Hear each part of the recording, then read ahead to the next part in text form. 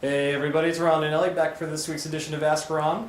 First up, we got one question pretty similar from both Peter in Florida and Thomas Carlin in Washington. All right. Together they ask, how does the non-refundable option deposit work? I understand it's yours to keep if they walk away, but if they stay later and get a loan, how does it discount the purchase price? It doesn't discount the purchase price, it just goes toward their down payment.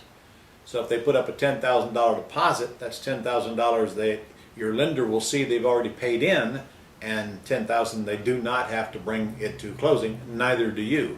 It just discounts the amount of cash they're required to bring to closing.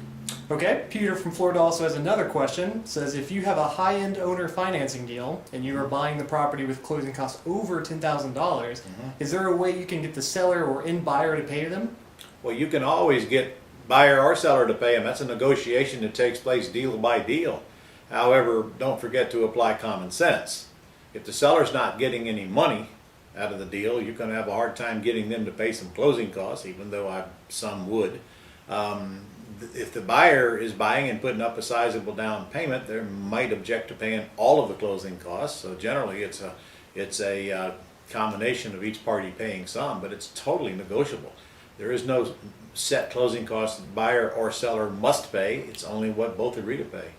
Okay, next up we have two questions from Christopher Montgomery in Tennessee. Christopher? First question is, when doing a subject to deal, is it legal to advertise for a tenant buyer before you actually close? Oh yeah, just make sure you don't do it before you put it under contract, that's all.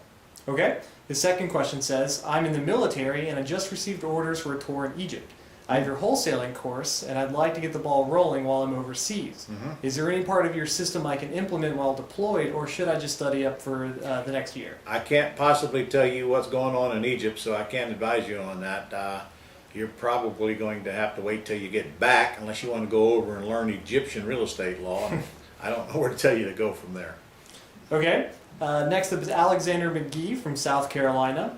He asked, to comply with Dodd-Frank, can we use balloons in contracts when we buy or sell with owner financing? You can, as long as you're exempt from Dodd-Frank.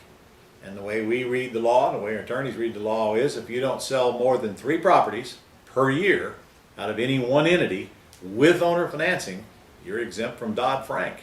So if you're exempt from Dodd-Frank, not much in Dodd-Frank should concern you. Okay, our last question this week comes from John Barry in Oklahoma. Hey, John. He says, I've purchased a $190,000 house subject to that already has a tenant in place. Right. I've asked them if they would like to enter our lease-to-own program, which they declined. The lease will expire soon, but they do want to extend it for another year.